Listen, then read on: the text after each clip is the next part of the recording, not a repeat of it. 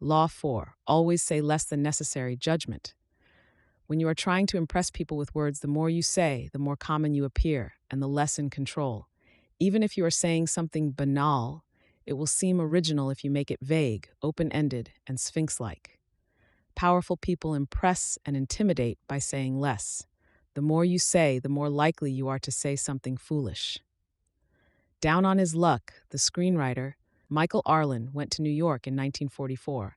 To drown his sorrows, he paid a visit to the famous restaurant 21. In the lobby, he ran into Sam Goldwyn, who offered the somewhat impractical advice that he should buy racehorses. At the bar, Arlen met Louis B. Mayer, an old acquaintance, who asked him what were his plans for the future.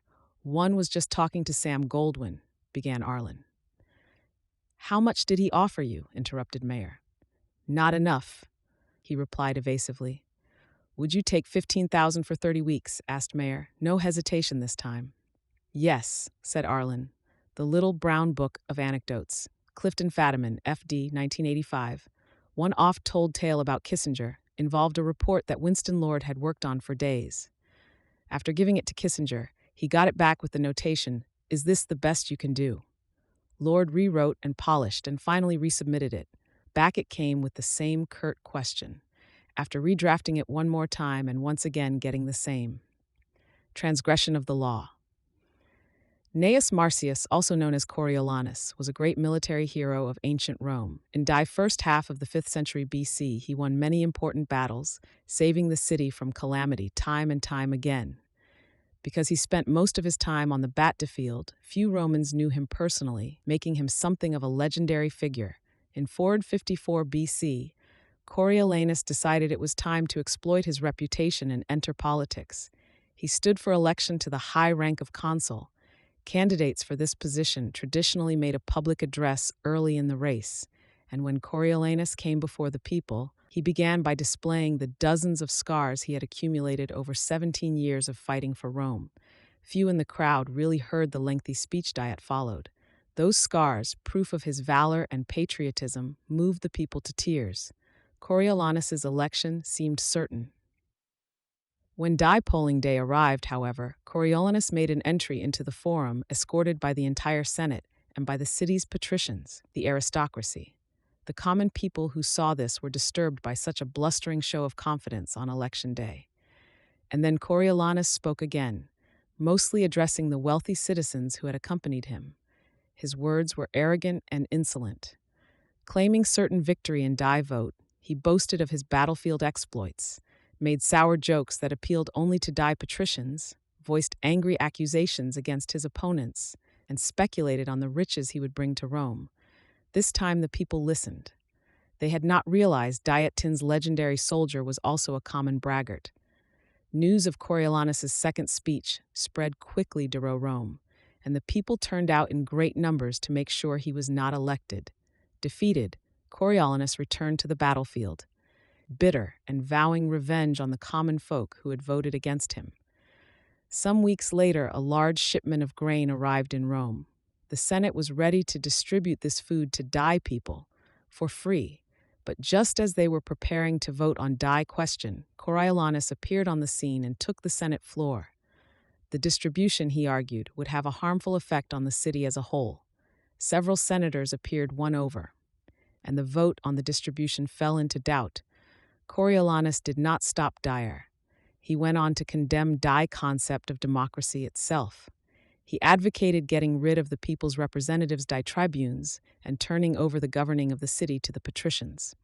When word of Coriolanus's latest speech reached the people, their anger knew no bounds.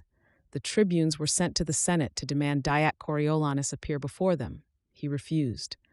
Riots broke out all over the city. The Senate, fearing die people's wrath, finally voted in favor of the grain distribution. The tribunes were appeased, but the people still demanded that Coriolanus speak to them and apologize. If he repented and agreed to keep his opinions to himself, he would be allowed to return to the battlefield. Coriolanus did appear one last time before the people, who listened to him in rapt silence. He started slowly and softly, but as the speech went on, he became more and more blunt. Yet again, he hurled insults. His tone was arrogant, his expression disdainful. The more he spoke, the angrier the people became. Finally, they shouted him down and silenced him. The tribunes conferred, condemned Coriolanus to death, and ordered the magistrates to take him at once to the top of the Tarpeian rock and throw him over. The delighted crowd seconded the decision. The patricians, however, managed to intervene, and the sentence was commuted to a lifelong banishment. When the people found out that Rome's great military hero would never return to the city, they celebrated in the streets. In fact, no one had ever seen such a celebration, not even after the defeat of a foreign enemy. Question from Kissinger. Lord snapped, "Damn it, yes, it's the best I can do." To which Kissinger replied, "Fine, then I guess I'll read it this time." Kissinger, Walter Isaacson, 1992, interpretation. Before his entrance into politics, the name of Coriolanus evoked awe. His battlefield accomplishments showed him as a man of great bravery. Since the citizens knew little about him, all kinds of legends became attached to his name. The moment he appeared before the Roman citizens, however, and spoke his mind, all that grandeur and mystery vanished. He bragged and blustered like a common soldier. He insulted and slandered people, as if he felt threatened and insecure. Suddenly, he was not at all what the people had imagined. The discrepancy between the legend and the reality proved immensely disappointing to those who wanted to believe in their hero. The more Coriolanus said, the less powerful he appeared. A person who cannot control his words shows that he cannot control himself and is unworthy of respect. Had Coriolanus said less, the people would never have had cause to be offended by him, would never have known his true feelings.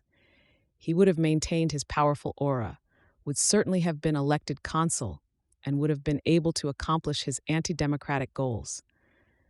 But the human tongue is a beast that few can master.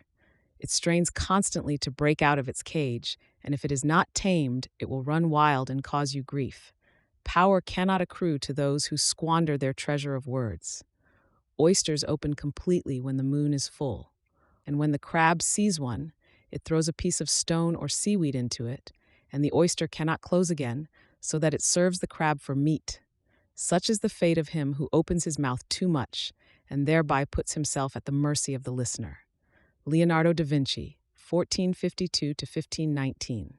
The King Louis XIV maintains the most impenetrable secrecy about affairs of state. The ministers attend council meetings, but he confides his plans to them only when he has reflected at length upon them and has come to a definite decision. Wish you might see the king. His expression is inscrutable. His eyes like those of a fox. He never discusses state affairs except with his ministers in council. When he speaks to courtiers, he refers only to their respective prerogatives or duties. Even the most frivolous of his utterances has the air of being the pronouncement of an oracle. Primi Visconti, quoted in Louis Ziv, Louis Bertrand, 1928. Observance of the law. In the court of Louis XIV, nobles and ministers would spend days and nights debating issues of state. They would confer, argue, make and break alliances, and argue again, until finally the critical moment arrived. Two of them would be chosen to represent the different sides to Louis himself, who would decide what should be done. After these persons were chosen, undutiful words of a subject do often take deeper root than the memory of ill deeds. The late Earl of Essex told Queen Elizabeth that her conditions were as crooked as her carcass, but it cost him his head, which his insurrection had not cost him, but for that speech. Sir Walter Raleigh, 1554 to 1618. Everyone would argue some more. How should the issues be phrased? What would appeal to Louis? What would annoy him? At what time of day should the representatives approach him, and in what part of the Versailles Palace? What expression should they have on their faces? Finally, after all this was settled, the fateful moment would finally arrive. The two men would approach Louiselways, a delicate matter, and when they finally had his ear, they would talk about the issue at hand, spelling out the options in detail. Louis would listen in silence, a most enigmatic look on his face. Finally, when each had finished his presentation and had asked for the king's opinion, he would look at them both and say, "I shall see." Then he would walk away. The ministers and courtiers would never hear another word on this subject from the king. They would simply see the result, weeks later, when he would come to a decision and act. He would never bother to consult them on the matter again. Interpretation. Louis XIV was a man of very few words. His most famous remark is "L'État, c'est moi," lamb the state. Nothing could be more pithy yet more eloquent. His infamous "I shall see" was one of several extremely short phrases that he would apply to all manner of requests. Louis was not always this way. As a young man, he was known for talking at length, delighting in his own eloquence. His later taciturnity was self-imposed, an act, a mask he used to keep everybody below him off balance. No one knew exactly where he stood or could predict his reactions. No one could try to deceive him by saying what they thought he wanted to hear, because no one knew what he wanted to hear.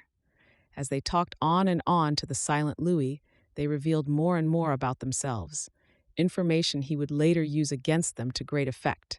In the end, Louis's silence kept those around him terrified and under his thumb. It was one of the foundations of his power. As Saint-Simon wrote, no one knew as well as he how to sell his words, his smile, even his glances.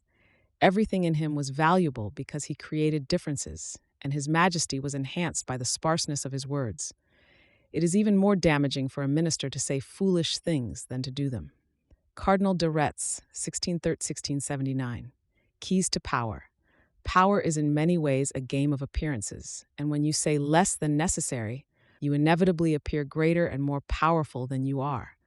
Your silence will make other people uncomfortable.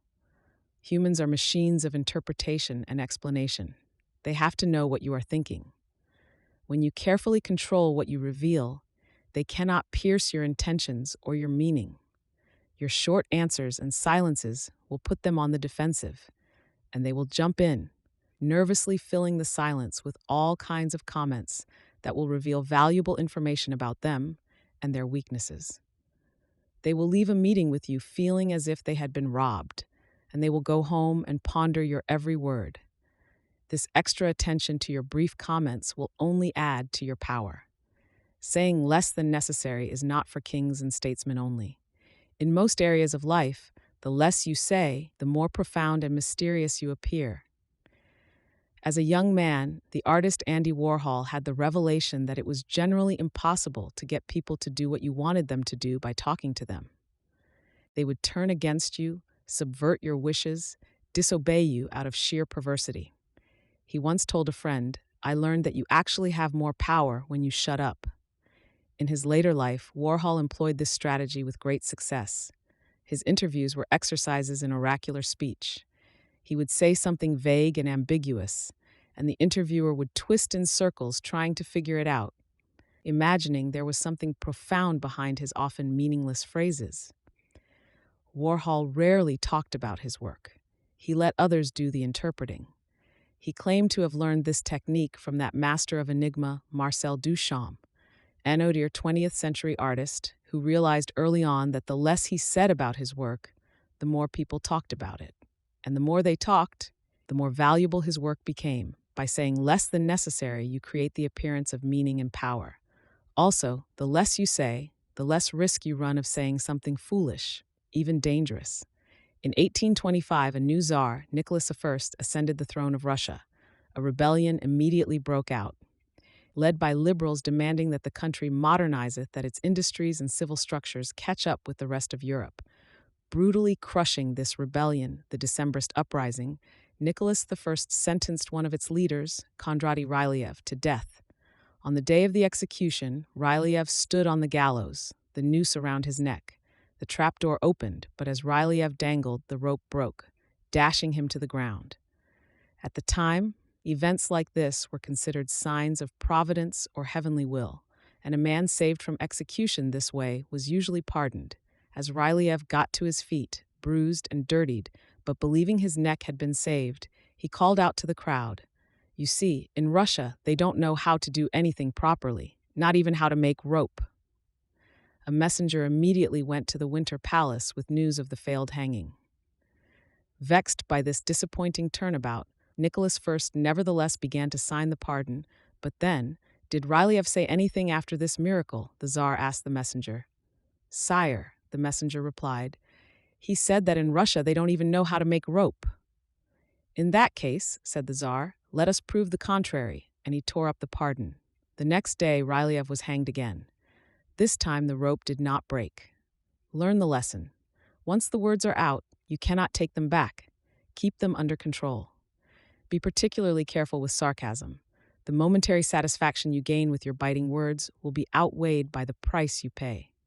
Image, the oracle at Delphi. When visitors consulted the oracle, the priestess would utter a few enigmatic words that seemed full of meaning and import. No one disobeyed the words of the oracle, they held power over life and death. Authority. Never start moving your own lips and teeth before the subordinates do. The longer I keep quiet, the sooner others move their lips and teeth. As they move their lips and teeth, I can thereby understand her real intentions. If the sovereign is not mysterious, the ministers will find opportunity to take and take. Han Feitzu, Chinese philosopher, 3rd century BC. Reversal. There are times when it is unwise to be silent. Silence can arouse suspicion and even insecurity, especially in your superiors. A vague or ambiguous comment can open you up to interpretations you had not bargained for. Silence and saying less than necessary must be practiced with caution then, and in the right situations. It is occasionally wiser to imitate the court jester, who plays the fool but knows he is smarter than the king. He talks and entertains, and no one suspects that he is more than just a fool. Also, words can sometimes act as a kind of smokescreen for any deception you might practice. By bending your listener's ear with talk, you can distract and mesmerize them. The more you talk, in fact, the less suspicious of you they become. The verbose are not perceived as sly and manipulative, but as helpless and unsophisticated.